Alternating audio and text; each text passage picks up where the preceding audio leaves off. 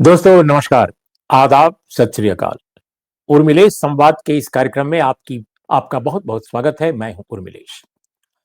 बिहार के चुनाव का पहला चरण 6 तारीख को है। बहुत नजदीक आ गया है और चुनाव प्रचार काफी तेज है, माहौल काफी सरगर्म है, लेकिन बारिश भी हो रही है। तो बारिश जो बीच-बीच में हो रही है, उससे प्रचार थोड़ा थम भी जाता है। इस चुनाव में बहुत कम वक्त मिला है लोगों को प्रचार करने का। कहने के लिए तो इलेक्शन कमीशन कह सकता है कि हमने तो इतने दिन पहले चुनाव घोषित कर दिया था, लेकिन बिहार में उस दरमियान दिवाली, छठ, तमाम पर्व आ गए। तो सच पूछिए तो ये बिहार की हिस्ट्री का सबसे शॉर्टेस्ट चुनाव है जिसमें सबसे कम समय प्रचार के लिए मिल रहा है। यानी लोगों को एक दूसरे के साथ संवाद करने का, यहाँ तक कि गांव में गांव के लोग ही आपस में संवाद कर लें, दूसरे मोहल्ले के कर लें, वो भी समय कम है। इस चुनाव में क्या होगा, इस पर पूरे देश की नजर है, सिर्फ बिहार की नहीं, क्योंकि ये पूरे देश के लिए बहुत महत्वपूर्ण चुनाव है। तो आज हम इसी विषय पर बात करेंगे कि आखिर चुनाव की जो राजनीति है, चुनाव में जो मुद्दे उभरे हैं और दो बड़े गठबंधनों के बीच जो और छोटी-छोटी पार्टियां भी लड़ रही हैं, कुछ नई नवेली पार्टी, कुछ पुरानी पार्टियां, इनका क्या रोल होगा? हमारे साथ इस विषय पर बातचीत करने के लिए मौजूद है जाने-माने पत्रकार लेखक आशुतोष। आशुतोष जी, आपका कार्यक्रम जी, में स्वागत है। आप बहुत स्वागत है। जी, थैंक यू। आप कैसे देख रहे हैं कि बहुत कम समय और इसमें भी बारिश हो गई, कुछ और समस्याएँ आ गई, पर्व त्योहार आ गए। क्या आपको लगता है कि पूरे बिहार की जो जनता है इस चुनाव में, चुनाव के मुद्दों से न सिर्फ वाकिफ है, बल्कि अपना मन भी बना चुकी है या ये 2-3 दिन जो हैं वो काफ़ी महत्वपूर्ण होंगे दलों के लिए? आपको क्या हुँ। लग रहा है? देखिए रमलेश जी, आपके सवाल का जवाब देने के पहले मैं 2 चीज़ें स्पष्ट कर दूँ कि ये चुनाव 2 मायनों में बाकी के चुनाव की तुलना में बिल्कुल अलग है। एक तो ये कि ये पहला चुनाव है जिसमें एसआईआर हुआ है, यानी बहुत ही इन्वेस्ट जो जिस तरीके से एसआईआर को हैंडल किया गया है, जिस तरीके से किया गया, उसको लेके ज़बरदस्त तरीके से विवाद हुआ है और तमाम तरीके के आरोप लग रहे हैं। दूसरी जो बात है वो ये कि राहुल गांधी ने बहुत गंभीरता के साथ कर्नाटक की 2 विधानसभाओं का उदाहरण देते हुए ये आरोप लगाए हैं कि दरअसल भारतीय जनता पार्टी चुनाव आयोग की मदद से चुनाव को लूटने का या मैनिपुलेट करने का काम करती है। तो उस संदर्भ में अगर राहुल गांधी के आरोपों में जरा सा भी दम है, तो फिर जो चुनाव की विवेचना हम लोग करते हैं, जो विश्लेषण करते हैं, उसका कोई मायने नहीं रह जाता। क्योंकि अगर चुनाव किसी दूसरे पैरामीटर्स पे जीते या हारे जा रहे हैं और हम किसी दूसरे पैरामीटर पे आके विश्लेषण कर रहे हैं, तो वो पूरी तरीके से एक अलग तरीके की बात हो जाती है। तो इन 2 चीज़ों को के संदर्भ में अब बातचीत अपनी शुरू करता हूँ। मुझे लगता है नहीं, कि चु लेकिन इस बीच में आप शुरू करें उसके पहले मैं ये जो आपने बात कही उस पर एक मेरे दिमाग में एक हुँ, अपनी समझदारी के लिए और अपने दर्शकों और श्रोताओं की समझदारी के लिए मैं ये हुँ, समझना चाहता हूँ कि ये बात तो जो बहुत कमिटेड सत्ता पक्ष का कोई समर्थक है, वो हुँ, केवल नहीं मानेगा, देश में बड़े पैमाने पर लोग मान रहे हैं, जो हुँ, कर्नाटक में, महाराष्ट्र के कॉन्टेक्स्ट में जो राहुल गांधी ने हुँ, पर्दाफाश किया क्योंकि वो प्रामाणिक तथ्यों की रोशनी में और वो तो आप जानते हैं कि कर्नाटक में जो एसआईटी है उस स्टेशन की, उसने भी साबित कर दिया, उसने तो खोज परख और उसमें तो कोई राजनीति नहीं है, वो तो प्रशासन की एजेंसी है। तो इसमें तो अब कोई दो राय नहीं है कि मैनिपुलेशन हो रहा है और कुछ बाहरी एजेंसियां इन्वॉल्व भी हैं। लेकिन ऐसी स्थिति में इतने सारे चुनाव बीच के हुए हैं, क्या आपको लगता है कि हम मान लें कि वैसा ही बिहार में होगा या इस बार उस डर से कि ये आरोप और गंभीर न लग जाए, आगे तमिलनाडु का इलेक्शन होना है, बंगाल का इलेक्शन होना है और इस बार वो मैनिपुलेशन न होगा, कैसा लगता है आपको? एसआईआर, आपको याद होगा कि जब एसआईआर की पूरी प्रक्रिया चल रही थी, उस वक़्त तेजस्वी यादव ने यहाँ तक कह दिया था कि हो सकता है वो चुनाव में हिस्सा ना लें या चुनाव का विरोध करें। तो जब इतने ज़्यादा इतना मुद्दा इतना विवादास्पद हो गया और विपक्ष के मन में इतना संदेह पैदा हो गया हो, तो फिर चुनाव में ज़रा-सी भी गड़बड़ी ना हो, तो भी मन में संदेह हमेशा बना रहेगा कि यार कुछ गड़बड़ी करके तो नहीं एनडीए जीता। अगर मान लिया एनडीए जीतता है तो। और अगर तेजस्वी या आरजेडी जीतती है तो बात एक अलग तरीके की हो जाती है। मैं जो बात कह रहा हूँ, मैं इसलिए इस बात जी। को बड़ी गंभीरता के साथ कह रहा हूँ कि अभी देश के 12 इलाकों में बिहार के अलावा भी एसआईआर करने का फैसला किया गया है। अभी कल ही तमिलनाडु में जो वहाँ के मुख्यमंत्री हैं एम.के. स्टालिन, उन्होंने राज्य की सारी राजनीतिक पार्टियों को सिवाय एआईएडीएमके और बीजेपी को छोड़कर उनके साथ एक मीटिंग की और ये तय किया कि वो एसआईआर को जो है वो तमिलनाडु में होने नहीं देंगे और इसको लेकर वो सुप्रीम कोर्ट में चले गए। ममता बनर्जी ने उसके खिलाफ बाकायदा रैली करने वाली हैं 2-3 दिनों के अंदर। उनका कहना है अगर एक भी गलत तरीके से अगर नाम काटा गया तो फिर बड़ी गंभीर समस्या पैदा हो जाएगी। बिहार में जो एसआईआर के बाद जो फाइनल लिस्ट बनी उसके बारे में भी ये कहा जा रहा है कि बड़े पैमाने पर वहां पे जो अल्पसंख्यक तबके हैं उनके वोटों को डिलीट किया गया। 47 लाख लोगों के नाम डिलीट किए गए, यानी और महिलाओं के भी बड़े बड़े पैमाने पर वोट जो है वो डिलीट किए गए। इसलिए मैंने कहा कि हम आप तो जो चीजें दिखाई पड़ रही हैं, जो राजनीतिक समीकरण बन रहे हैं, जो जातियों के बीच का गठबंधन है, जो धर्म के आधार पर राजनीति हो रही है, उन तमाम तथ्यों के ऑब्जर्वेशन में या उन तमाम तथ्यों की रोशनी में हम एक विश्लेषण करते हैं और फिर किसी निष्कर्ष पर पहुंचते हैं और फिर ये कहते हैं ऐसा ऐसा ऐसा ऐसा हो सकता है।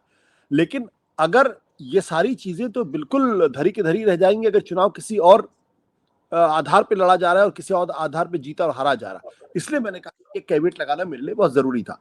अब जितने सर्वेज आए हैं और जिन सर्वेज पे मैं अमूमन जितने सर्वे किए जाते हैं उस पर मैं यकीन नहीं करता हूँ, लेकिन 2-1 सर्वे ऐसे हैं जिन पर मैं व्यक्तिगत तौर पर यकीन करता हूँ, क्योंकि जिनको मैं जानता भी हूँ व्यक्तिगत तौर पर और जिनकी सर्वे करने की क्षमता से मैं परिचित भी हूँ और उनकी ईमानदारी अनक्वेश्चनेबल है।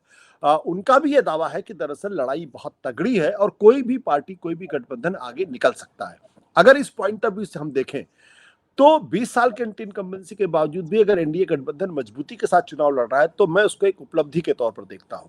मेरा मानना है कि 20 साल की एंटी इनकम्बेंसी किसी भी सरकार, किसी भी नेता के खिलाफ बहुत बड़ी होती है और उसको उखाड़ फेंकने के लिए काफी होनी चाहिए।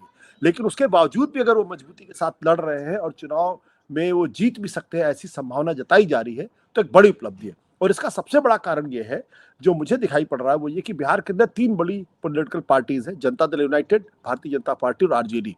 इनमें से जो 2 पॉलिटिकल पार्टीज एक साथ खड़ी हो जाती है तो तीसरी पॉलिटिकल पार्टी के लिए कैसा भी गठबंधन बना ले उसके लिए जीतना एक मुश्किल काम हो जाता है। और यही दरअसल एक बड़ी बाधा है जो आरजेडी और कांग्रेस और लेफ्ट फ्रंट के गठबंधन के सामने स्पष्ट नजर आती है। इस बार क्या हुआ है कि इस बार एनडीए गठबंधन में चिराग पासवान भी जुड़ गए हैं और साथ ही साथ उपेंद्र कुशवाहा भी जुड़ गए हैं। और उपेंद्र कुशवाहा और चिराग पासवान केस की वजह से जो जातियों का संतुलन और समीकरण जो एनडीए ने बनाया है वो बहुत ही मजबूत हो गया है। एक तरफ भारतीय जनता पार्टी जिसके साथ सॉलिड के तौर पे अपर कास्ट पूरी तरीके से मजबूती के साथ जुड़ा हुआ, जैसा कि उत्तर भारत के हर राज्य में देखा जा रहा है कि जो अपर कास्ट है वो बीजेपी के साथ बहुत मजबूती के साथ है। तो जो बिहार के अंदर अगर आप देखें तो ब्राह्मण, भूमिहार, राजपूत और अन्य सवर्ण जातियां हैं जो लगभग 50 से 55% बल्कि 60% तक एनडीए गठबंधन को वोट देती हैं। दूसरा, उनके साथ एक नीतीश कुमार की वजह से कुर्मी, कोयरी और अन्य पिछड़ी जातियां और पिछड़ी दलित जातियां भी उनके साथ जुड़ जाती हैं, तो वो भी अपने आप एक बहुत इंपॉर्टेंट गठबंधन बनता है। चिराग पासवान जो 2020 के विधानसभा के चुनाव में दरअसल वो एनडीए गठबंधन का हिस्सा नहीं थे और उनका इस्तेमाल नीतीश कुमार को कमजोर करने के लिए हुआ था, ऐसा आरोप लगाया गया था। वो अब मजबूती के साथ एनडीए गठबंधन में, साथ ही साथ उपेंद्र कुशवाहा भी मजबूती के साथ है। तो अगर आप 2020 के आंकड़ों को उठा लें और जो वोट मिले थे एलजेपी और आरएसएलपी को, वो मिलकर तकरीबन 7.5% होता है। तो पिछली बार महागठबंधन और एनडीए के बीच में 0.07% का फर्क था, सिर्फ 0.07% का फर्क था, तकरीबन 12,000 वोटों का फर्क था। और हालांकि सीटों में वो 15 सीटों का फासला आ जाता है। लेकिन अगर उस एनडीए गठबंधन में अगर आप चिराग पासवान को और उपेंद्र कुशवाहा के वोटों को मिला लें, हालांकि उसमें से वीआईपी बाहर निकल गई है, तो वो तकरीबन 5% का वोट ऐड हो रहा है आज की तारीख में एनडीए में। और ये उसकी ताकत है जो कहीं ना कहीं जातियों का संतुलन, जातियों का समीकरण और जातीय गठबंधन को मजबूत करता है और हर लिहाज से मजबूत करता है। चिराग पासवान की वजह से जो दलितों का एक तबका है वो इनकी तरफ आता हुआ जुड़ता दिखाई पड़ता है। नीतीश कुमार की वजह से जो अति पिछड़ा, अति दलित है वो जुड़ता हुआ दिखाई पड़ता है। उपेंद्र कुशवाहा के साथ जो कोयरी जाति है वो आती हुई दिखाई पड़ती है। भारतीय जनता पार्टी के साथ अपर कास्ट है वो जुड़ती हुई दिखाई पड़ती है। इनकी तुलना में अगर आप महागठबंधन को देखें तो एम वाई गठबंधन ये तकरीबन 30% वोट पूरी तरीके से सॉलिड इनके साथ। इस बार इन्होंने उसमें जो सहनी है, मुकेश सहनी, उनको जोड़ने की कोशिश की, जो तकरीबन बिहार की आबादी के 2.6% के आसपास है। तो इन्होंने भी अपना विस्तार करने की कोशिश की है। लेकिन अगर आप सिर्फ जातियों का समीकरण उठा के देखेंगे, तब उसमें एनडीए महागठबंधन पर 20 बैठता हुआ दिखाई पड़ता है। लेकिन अगर राजनीतिक विश्लेषण करेंगे तो आपको लगेगा कि महागठबंधन शायद एनडीए गठबंधन पर 20 है, क्योंकि नीतीश कुमार की लोकप्रियता में कमी दिखाई पड़ रही है। भारतीय जनता पार्टी की तरफ से कोई सक्षम नेता दिखाई नहीं पड़ रहा है, और जो सम्राट चौधरी है उनकी किसी तरीके की कोई आधार उनका दिखाई नहीं पड़ता है। 20 साल की इनकम्बेंसी साफ तौर पर है। नीतीश कुमार को मुख्यमंत्री के तौर पर न पेश करने की वजह से जो नीतीश कुमार का वोटर वो कंफ्यूज आज की तारीख में नजर आता है। तो ये सारी वो चीजें हैं। जबकि दूसरी तरफ राहुल गांधी वोट अधिकार यात्रा कर चुके हैं, काफी समर्थन मिला है। तेजस्वी यादव 2020 की तुलना में ज्यादा मजबूत नेता दिखाई पड़ते हैं। इनके साथ मुकेश सहनी के आने से गायत्री हुआ गठबंधन बेहतर हुआ है। लेफ्ट फ्रंट आज भी मजबूती के साथ इनके साथ खड़ा हुआ है। रोटी कपड़े और मकान का सवाल है, बेरोजगारी बहुत चरम पर है और वो एक बड़ा मुद्दा है। तो राजनीतिक गठबंधन को अगर आप देखेंगे, राजनीतिक स्तर पर देखेंगे, तो महागठबंधन आज की तारीख में एनडीए से 20 है। लेकिन अगर जातियों का समीकरण देखेंगे तो आपको लगेगा कि एनडीए जो है वो महागठबंधन पर एज लेती हुई दिखाई पड़ रही है। में जो मैंने बात कही कि नीतीश कुमार को मुख्यमंत्री न घोषित करना, ये जो आशंका है, वो कितना प्रभाव डालेगी इस चुनाव पर, उसको क्या आप कैसे समझ रहे हैं? ये जो मुख्यमंत्री के तौर पर नहीं पेश करना, इससे दो चीजें बड़ी स्पष्ट है। एक तो ये कि कहीं ना कहीं भारतीय जनता पार्टी को ये लगता है कि नीतीश कुमार को मुख्यमंत्री के चेहरे के तौर पर पेश करने का जो फायदा अभी तक मिलता रहा, वो फायदा शायद नहीं मिलेगा। और इसी संदर्भ में वो अपने लिए अवसर की तलाश कर रहे हैं कि हो सकता है अगर वो नीतीश कुमार को मुख्यमंत्री के तौर पर पेश करें तो जो एंटी इनकम्बेंसी है उसका नुकसान हो। और उनको ये लगता है कि अगर उन्होंने इस राज का फास नहीं किया, यानी ये रहस्य नहीं खोला कि नीतीश कुमार ही मुख्यमंत्री बनेंगे, कोई और बनेगा, और उसको लेके अगर उन्होंने एक सस्पेंस बनाए रखा, तो जो अपर कास्ट है उसके अंदर भी एक हो सकता है कि शायद उनका आदमी 35 साल के बाद मुख्यमंत्री बन जाए। अगर एनडीए की जीत होती है तो ज्यादा कंसोलिडेटेड होकर इनके साथ जुड़ सकता है। ये जो स्थिति है, लेकिन वो ये भूल रहे हैं कि अगर जातीय एक बड़ी चेतना है तो फिर बिहार के अंदर जो तबका नीतीश कुमार को बहुत मजबूती के साथ खड़ा रहता है, जैसे अगर मैं सीएसडीएस डेटा के बारे में बातचीत करूं, तो कुर्मी समाज जैसे यादव समाज सीएसडीएस डेटा के हिसाब से 83% महागठबंधन को वोट उसने किया था 2020 के चुनाव में। तो वैसे ही कुर्मी समाज ने 81% एनडीए को वोट किया। यानी एक तरफा वोट कुर्मी समाज जो है वो एनडीए को देता है, और ये सिर्फ नीतीश कुमार की वजह से देता है। 51% क्वेरी समाज जो है वो वोट करता है एनडीए गठबंधन को। और इसी के साथ साथ जो अन्य पिछड़ी जातियां, वो 58% के साथ साथ वो नीतीश कुमार को वोट देती हैं या एनडीए गठबंधन को वोट देती है। अब ये जो तीनों को जोड़ लो, कुर्मी, क्वेरी, कुशवाहा और अन्य पिछड़ी जातियां, जो 50% या 60% के आसपास जाके एनडीए को वोट करती है, वो क्यों देती है? वो बीजेपी को भी देती होंगी, लेकिन उसका बड़ा फायदा इसलिए है क्योंकि नीतीश कुमार उनके साथ है। अगर इन पिछड़ी जातियों को लग जाए कि भाई हमारा नेता तो मुख्यमंत्री नहीं बनेगा, और भारतीय जनता पार्टी ने जैसे 2020 के चुनाव में हमारे नेता के साथ धोखा दिया, फिर से वो धोखा देने जा रहे हैं, तो फिर क्यों वो भारतीय जनता पार्टी के कैंडिडेट को वोट करेगा? फिर तो वो नहीं करेगा वोट। और अगर ऐसा होता है, और जो मुझे लगता है कि ऐसा होगा इस बार, तो फिर एनडीए गठबंधन के लिए बहुत मुश्किल आने वाली है। क्योंकि कुर्मी जाति जो 81% एनडीए को वोट करती है, फिर वो नीतीश कुमार के कैंडिडेट को जिताने के लिए तो वोट करेगी, लेकिन वो बीजेपी को कैंडिडेट को जिताने के लिए वोट नहीं करेगी। ये जो समीकरण बन रहा है, इस समीकरण के आधार पर मैं कह सकता हूं, इसलिए मैंने कहा कि जो जातीय समीकरण है वो पेपर पे तो बहुत अच्छा लगता है, लेकिन जो राजनीतिक समीकरण है वो पेपर पर अच्छा नहीं लगता है। और अगर आप ध्यान से देखिए तो आरजेडी ने खास तौर पर नीतीश कुमार पर डायरेक्ट कोई हमला नहीं किया है, या कोई डायरेक्ट हमला करने से बच रहे हैं, क्योंकि वो चुनाव के बाद की संभावनाओं को बंद नहीं करना चाहते कि अगर मान लीजिए ऐसी स्थिति पैदा हो जाए, कोई भी पार्टी अपने बल पर सरकार बनाने की स्थिति में ना हो और भारतीय जनता पार्टी अपनी चतुराई की वजह से फंस जाए, वैसे में नीतीश की भूमिका एक बार फिर महत्वपूर्ण हो जाएगी।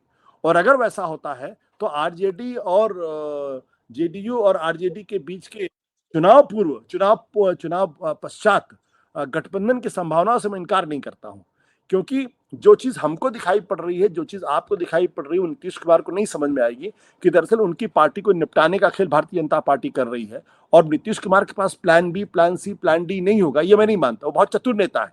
देखिए, वो एक बिहार में 1/3 राजनीति के हिस्सेदार हैं, लेकिन पिछले 20 साल से मुख्यमंत्री बने हुए हैं। वो भारतीय जनता पार्टी का जितना दोहन कर सकते थे उतना दोहन उन्होंने कर लिया है। वो बीजेपी का भी दोहन कर रहे हैं, वो लालू यादव और आरजेडी का भी दोहन कर रहे हैं, और लगातार नंबर 1 नेता बने हुए हैं, लगातार 20 साल से मुख्यमंत्री बने हुए, जीतन बाजी के समय को छोड़कर।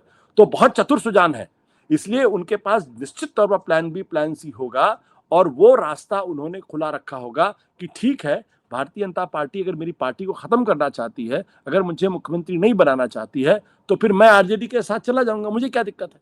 कम से कम मेरे ऊपर ये तो दाग नहीं लगे ना, लगेगा कि मैंने बिहार के अंदर भारतीय जनता पार्टी को मुख्यमंत्री अपनी विरासत मैंने भारतीय जनता पार्टी को सौंप दी, कम से कम ये दाग तो नहीं लगेगा उनके ऊपर। और ये वो चीज है, नीतीश कुमार हमेशा अपनी सेकुलर छवि को लेकर बहुत सजग रहे हैं। भले ही उन्होंने बीजेपी के साथ मिलकर सरकार बनाई, भले ही केंद्र में वो बीजेपी को सपोर्ट करते हैं, लेकिन वो अपनी सेकुलर छवि को लेकर बहुत ही सजग नेता है। इसलिए मुझे नहीं लगता अगर ऐसी कोई स्थिति पैदा होगी तो बीजेपी के उम्मीदवार को वो मुख्यमंत्री बनाने के लिए समर्थन देंगे। वैसी स्थिति में उनके लिए आरजेडी के साथ समर्थन रखना या उसको समर्थन देना उनके लिए बेहतर होगा, ऐसा मेरा मानना है। रिफ्लेक्शन ये भी है कि नीतीश कुमार अभी प्रधानमंत्री मोदी के साथ घूम नहीं रहे हैं। कल एक रोड शो था, उसमें भी नहीं मौजूद थे पटना में। 2 और रैलियां हुई हाल में, उनमें भी वो मौजूद नहीं थे। शुरुआती रैलियों में थे, इस समय नहीं थे। मैं नहीं जानता कि अब आगे इस समय क्या हो रहा होगा आज। इसके अलावा एक चीज और देखी जा रही है कि उनकी जगह ललन सिंह को, जो राजीव रंजन सिंह उर्फ ललन सिंह कहा जाता है, जो केंद्र में मंत्री हैं और नीतीश कुमार के बहुत ही विश्वस्त रहे हैं वर्षों से, उनको प्रधानमंत्री मोदी के बगल में खड़ा करके कल रोड शो हुआ था पटना में। दूसरी तरफ मिस्टर जायसवाल थे, जो बीजेपी के प्रेसिडेंट है प्रदेश के। तो क्या ये बीजेपी कोई संकेत दे रही है? संकेत इसलिए मैं पूछ रहा हूं कि नीतीश कुमार जी की पार्टी की स्थिति आज ये है कि उनके बाद सबाल्टर्न समूह से या बैकवर्ड कम्युनिटी से अगर सीधे कहें, कोई ऐसा बड़ा नेता नहीं है जो उनका सक्सेसर बन सके। लालू प्रसाद के पास तेजस्वी थे, उनके अपने पुत्र हैं। अगर वो मान लीजिए कि परिवार से बाहर भी चाहते तो अनेक लोग मिल सकते हैं जो सबाल्टर्न समूहों के हैं और जो बैकवर्ड कम्युनिटी की राजनीति को आगे ले जाते रहे हैं। लेकिन संयोग ऐसा देखिए, या जो भी इसको कहिए, कि विडंबना कहिए, कि नीतीश कुमार की पॉलिटिक्स जो आप कह रहे हैं कि वो सेकुलर ताने बाने में बुने हुए लोग हैं और अभी भी बड़ा सजग रहते हैं कि उनको लोग ये ना समझें कि ये बीजेपी के आदमी हैं या बीजेपी के बिल्कुल वैल्यूज और उनके विचारों के साथ जुड़ गए हैं। वो चाहते हैं कि सेकुलर उनको माना जाए। लेकिन आज उनके पास ऐसा कोई नेता नहीं है जो उनके बाद पार्टी को संभाल सके।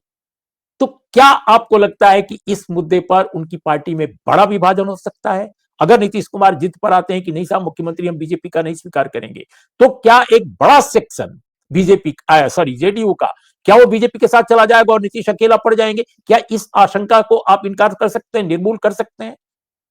देखिए, नीतीश कुमार की सबसे बड़ी मजबूरी क्या है, उनकी जो पॉलिटिक्स है उसकी सबसे बड़ी मजबूरी क्या है? उनकी सबसे बड़ी मजबूरी ये है कि अगर नीतीश कुमार मुख्यमंत्री नहीं है तो नीतीश कुमार के लिए अपनी पार्टी को बचा पाना लगभग असंभव हो जाएगा। वो जो जो मुख्यमंत्री होने की वजह से उनकी पार्टी जिंदा है, अन्यथा पार्टी के नाम पे जनता दल यूनाइटेड एक सेंटिमेंट है। आरजेडी का एक बहुत ही कमिटेड वोट बेस है। जो आपने कहा ना कि 14% यादव समाज है, जो वहां का सबसे बड़ा समाज है। इसके अलावा 17% के आसपास मुसलमान है। मुस्लिम। तो ये जो 14 प्लस 17 31% वोटर, वो हमेशा आरजेडी को बिहार की राजनीति में रेलिवेंट बनाए रखता है और बहुत मजबूत बनाए रखता है। ये इसकी वजह से पिछले 20 सालों से अगर कुछ समय को छोड़ दिया जाए तो आरजेडी और लालू प्रसाद यादव के राजनीति के बियाबान में होने के बावजूद भी वो एक मजबूत ताकत के तौर पर वहां उपस्थित है। लेकिन नीतीश कुमार की पार्टी एक ऐसी पार्टी है जिसके ऊपर आज बड़े गहरे संदेह हैं कि इस पार्टी के ऊपर भारतीय जनता पार्टी से आए हुए लोगों का कब्जा हो गया है। जनता दल यूनाइटेड का भाजपाईकरण होता हुआ हो रहा है। नीतीश कुमार का खुद का स्वास्थ्य बेहतर नहीं है, और ये भी आरोप लगते हैं, ये भी दबे छिपे कहा जाता है कि दरअसल उनकी मानसिक स्थिति भी कोई बहुत अच्छी नहीं है। वैसे में उनके बाद वहां लीडरशिप किसके पास जाएगी कोई नहीं जानता, और जो जो उनके करीब आए उन सबको राजनीति के बियाबान में जाना पड़ा है। ललन सिंह वो भूमिहार जाति के हैं, तो वो जनता दल यूनाइटेड की लीडरशिप नहीं कर सकते। लेकिन अगर आप ये पूछिए कि नीतीश के बाद वहां नंबर 2 लीडर कौन होगा जो पार्टी को आगे बढ़ा सकता है, वहां कोई नहीं है। तो पार्टी अगर अगर नीतीश कुमार मुख्यमंत्री नहीं बनेंगे तो जनता दल यूनाइटेड सरवाइव करेगी, मुझे इसमें पूरी तरीके से संदेह है। और हो सकता है आधी पार्टी टूट के बीजेपी में मिल जाए और आधी पार्टी चली जाए आरजेडी के साथ। और मेरा मानना यह है कि अगर आज की तारीख में नीतीश कुमार की सबसे बड़ी कोशिश ये होगी कि वो किसी तरीके से बिहार के चुनाव में सिंगल लार्जेस्ट पार्टी बन के उभरे, और उसके बाद फिर वो बार्गेन कर ले कि वो बीजेपी से भी बार्गेन करे और इनसे भी बार्गेन करे। आदर्श स्थिति भी नीतीश के लिए क्या होगी अब पता नहीं, वो राजनीति खैर वो तो बहुत मजे हुए खिलाड़ी हैं। उनके लिए अब जिस उम्र के जिस पड़ाव पर हैं उसमें उनको सामाजिक न्याय की लड़ाई को मजबूत करना चाहिए। उनको वो जो जेपी और लोहिया से जो विरासत में मिली है उस लड़ाई को वो हिंदुत्ववादियों के हाथ में सौंप दें, ये मुझे नहीं लगता कि नीतीश कुमार को ये करना चाहिए। आज की तारीख में वो भले चुनाव जीते या हारे, लेकिन उनको बिहार के अंदर जो सामाजिक न्याय की जो धारा है उसको मजबूत करना चाहिए। और अगर वो कर पाएंगे तो पिछले 20 साल में जो भारतीय जनता पार्टी के साथ गए हैं, ये जो दाग उनके ऊपर लगा हुआ है ये धुल सकता है। अगर ये सेंस ऑफ हिस्ट्री के साथ काम करेंगे तो मैं निश्चित तौर पर आपको बता रहा हूं 2014 नवंबर को जब नतीजे आएंगे उसके बाद बिहार में एक नए तरीके की राजनीति की शुरुआत भी हो सकती है। क्या आपको लगता है कि हिंदी हार्टलैंड में खासकर पिछले 20-25 सालों बल्कि 30 सालों से सेंस ऑफ हिस्ट्री को लेकर ज्यादातर पिछड़े वर्ग के नेता या सबाल्टर्न समूहों को रिप्रेजेंट करने वाली राजनीतिक जो धाराएं हैं वो उसका पालन करती हैं या उसको महसूस करते हुए अपना फैसला करती हैं? खास तौर पर नीतीश कुमार के बारे में इसलिए मैं पूछ रहा हूं सवाल क्योंकि भाई 20 साल से वो भारतीय जनता पार्टी के साथ राजनीति कर रहे हैं बिल्कुल, और ऐसी स्थिति में अचानक वो सामाजिक न्यायवादी कैसे हो जाएंगे? डिस्पाइट ऑफ कि उन्होंने जातिवार सर्वेक्षण कराया, लेकिन जातिवार सर्वेक्षण कागज का टुकड़ा बन के रह गया। उसकी एक भी उसका कोई भी रिकमेंडेशन आज तक लागू नहीं हुआ, जबकि उसको कराए हुए 2 साल हो गया, 2 साल हो रहा है। तो 2 साल सर्वेक्षण कराए हुए हुआ, एक पॉइंट उसका लागू नहीं किया सरकार ने, डिस्पाइट ऑफ कि उन्होंने भेजा केंद्र में कि भाई 9वीं अनुसूची में रखा जाए हमारी इस रिकमेंडेशन को, और मोदी जी की सरकार ने कहा नथिंग, बिल्कुल नहीं हो सकता ये, और वो चुप हो गए। तो कैसे आप ये भरोसा कर रहे हैं कि वो सामाजिक न्याय के पक्ष में उतर करके और इतिहास के साथ जुड़ेंगे? Let me play the devil's advocate. मैं देखिए, अगर आप ध्यान से देखिए तो उत्तर भारत में बिहार ऐसी जगह है जहां भारतीय जनता पार्टी अपने बल पर सरकार नहीं बना पाई है, अकेली जगह है। यहां तक कि हरियाणा में भी वो चौटाला की पार्टी को पूरी तरीके से खा गए और वहां पे उन्होंने लगातार तीसरी बार उनकी सरकार बनी हुई है। उड़ीसा में देखिए नवीन पटनायक को एक तरीके से उन्होंने किनारे लगा दिया है, और उड़ीसा जैसी जगह में भारतीय जनता पार्टी अपने बल पर सरकार बना पे। राजस्थान, मध्य प्रदेश, छत्तीसगढ़, उत्तर प्रदेश, हिमाचल प्रदेश, पंजाब छोड़ दिए तो सब जगह भारतीय जनता पार्टी अपनी सरकार बना पाई है, लेकिन बिहार में नहीं बना पाई है। ऐसा क्यों? ऐसा इसलिए क्योंकि नीतीश कुमार ने उनको फंसा के रखा। तो राजनीति में 2 चीजें होती हैं, या तो आप इतने पावरफुल होइए कि अपने प्रतिद्वंदी को पूरी तरीके से खत्म कर दीजिए, और अगर आप इतने पावरफुल नहीं है तो अपने प्रतिद्वंदी को आप फंसा के रखिए। तो उन्होंने बिहार में बीजेपी को फंसा के रखा पिछले 20 साल में। नीतीश कुमार की मौजूदगी की वजह से ही बिहार में भारतीय जनता पार्टी एक मजबूत ताकत के तौर पर नहीं उभर पाई है, और वहां पे वो कम्युनल पॉलिटिक्स नहीं कर पाए। अगर आप ध्यान से देखिए इस पूरे मसले को, तो जो बुलडोजर आपका यूपी में चलता है, वो जो संभल में कांड होता है, वो बिहार में नहीं हो पा रहा, बीजेपी की मौजूदगी के बावजूद भी। तो ये क्रेडिट हम नीतीश कुमार को दे सकते हैं। मैं डेविल्स एडवोकेट प्ले कर रहा हूं, ये क्रेडिट आप नीतीश कुमार को दे सकते हैं। अगर आप ध्यान से देखिए तो जो आरजेडी की पॉलिटिक्स है वो बीजेपी को सूट करती है, और बीजेपी की पॉलिटिक्स है वो आरजेडी को सूट करती है। अगर कल वहां नीतीश कुमार बीच से हट जाए तो भारतीय जनता पार्टी के लिए मैदान पूरी तरीके से खुला हो जाएगा। वो 17% हिंदुओं मुसलमानों की मौजूदगी पर पोलराइज करा के बिहार को अपने पक्ष में मोड़ सकते हैं। बिहार में बीजेपी कम्युनल पोलराइजेशन नहीं कर पा रही क्योंकि बीच में नीतीश कुमार आ जाते हैं। तो ये नीतीश कुमार का कंट्रीब्यूशन, मैं नीतीश कुमार का बहुत कटु आलोचक हूं, मुझे लगता है कि 20 साल के अंदर उनको जिस तरीके से बिहार को बदल देना चाहिए, तो उस तरीके से बदलने में पूरी तरीके से नाकाम रहे। लेकिन सेक्युलरिज्म के मसले पे मैं नीतीश कुमार को मानता हूं कि उन्होंने बीजेपी की कम्युनल पॉलिटिक्स को बिहार में फैलने नहीं दिया, और ये इसलिए हो पाया क्योंकि वो बीच में है। और आप नीतीश कुमार मुख्यमंत्री रहते हुए आप उनकी पॉलिटिक्स को या उनके गवर्नेंस को आप कम्युनल नहीं कह सकते, बीजेपी के समर्थन के बावजूद भी। हो सकता है आपका अनुभव ज्यादा है बिहार का, मैं जानता हूं, लेकिन अगर आप मेरी बात से अगर ना इत्तेफाक रखते हैं तो प्लीज आप उस पर कमेंट करिए।